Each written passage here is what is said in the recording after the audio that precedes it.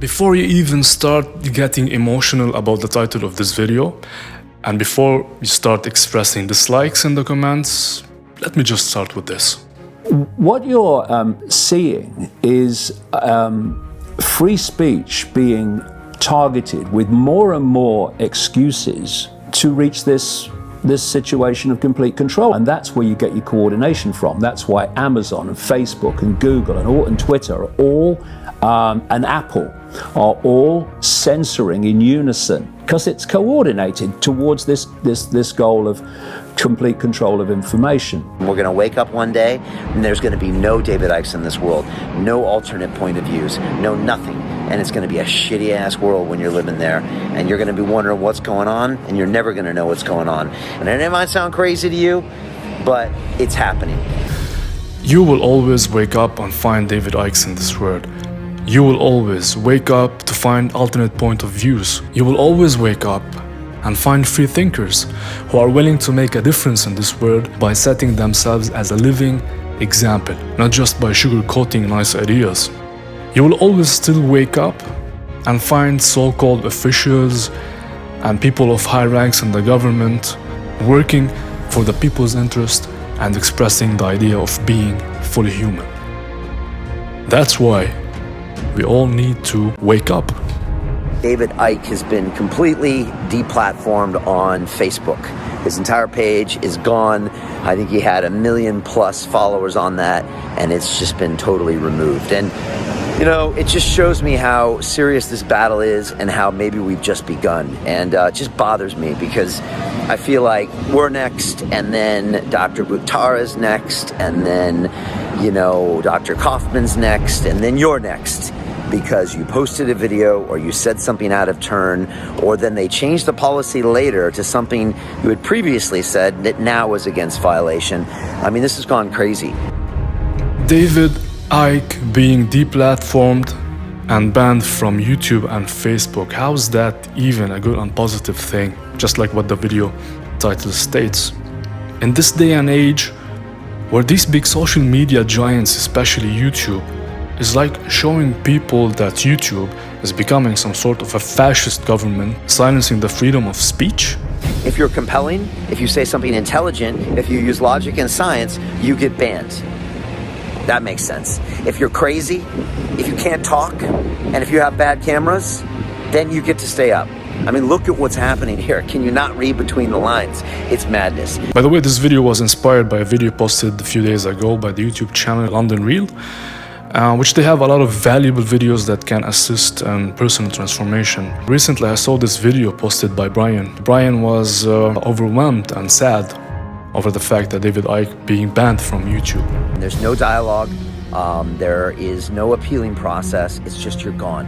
So that kind of inspired me to throw like a small video for him in case he watches this. Brian, YouTube killing the freedom of speech is not as bad as you think it is. I know how hard it feels to you right now, but great thinkers are always on the rise and will always be on the rise. And one of them is you. And you are already setting an example by quitting your job to focus more on creating these videos and creating this channel and focusing more on creating this rise of your empire, which in shorter description means working on your passion and showing it to everyone. David Icke will not cease to exist even if YouTube shuts him down. YouTube killing the freedom of speech is not a bad thing. No need for conspiracy theories around this. No need to be victims around this. I'm not saying that conspiracy does not exist, and I'm not saying that there is conspiracy. I'm just saying that we don't need anymore to see ourselves from the perspective of being victims. Let's start looking at it from a different angle. YouTube in this case is doing all content creators a favor by telling those free thinkers like yourself and others who are passionate about looking at these things in different perspective to go and do their own things in a different perspective, to go and start their own things in a different perspective, to go and do their own platforms. Maybe it's time for you to start making your own platforms, because you already did all the efforts in life to create your audience, and now you have millions of audience.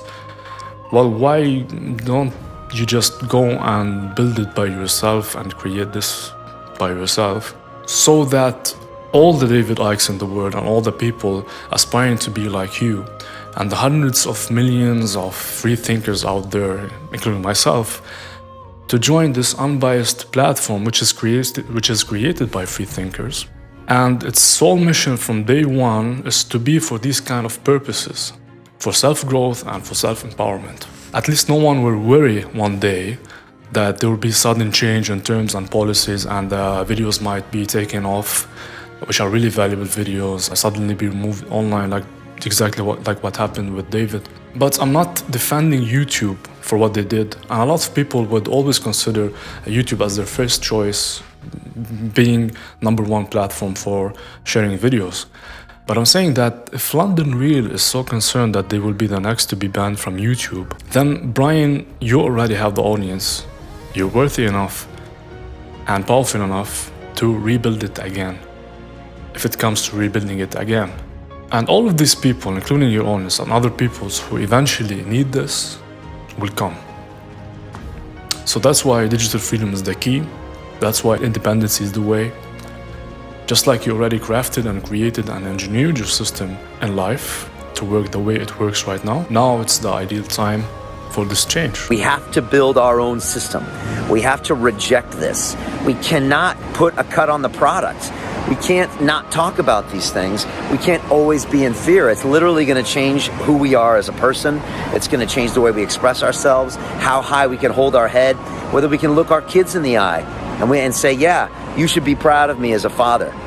Now going into the idea of removing someone from YouTube with millions of followers overnight without even giving him a notice or strike, which is exactly what happened with David. I'd like even to look at it from a different perspective.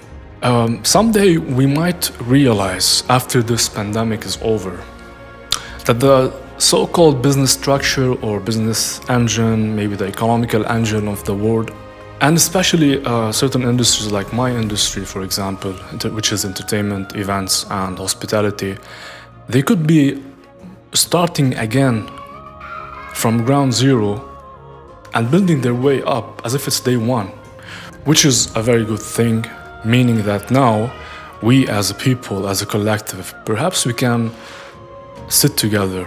Perhaps it's time for us to decide how we'd like to move forward in life, taking into consideration what didn't work out for us during the past decade maybe, and using that as an arbiter of how we'd like our relations to our governments to be like. With that being said, maybe it's time to take it upon starting from us being our own governments, starting from us being our own freedom platforms, starting from us being our own Facebooks, being our own YouTubes, being our own Instagrams, being our own Twitters, being our own Tinders. And I'm not talking about any sort of resistance where the people suddenly go on the streets and do revolutions and fight against governments and overthrow the oppression. What I'm trying to say is that we are the government. Let's become the government.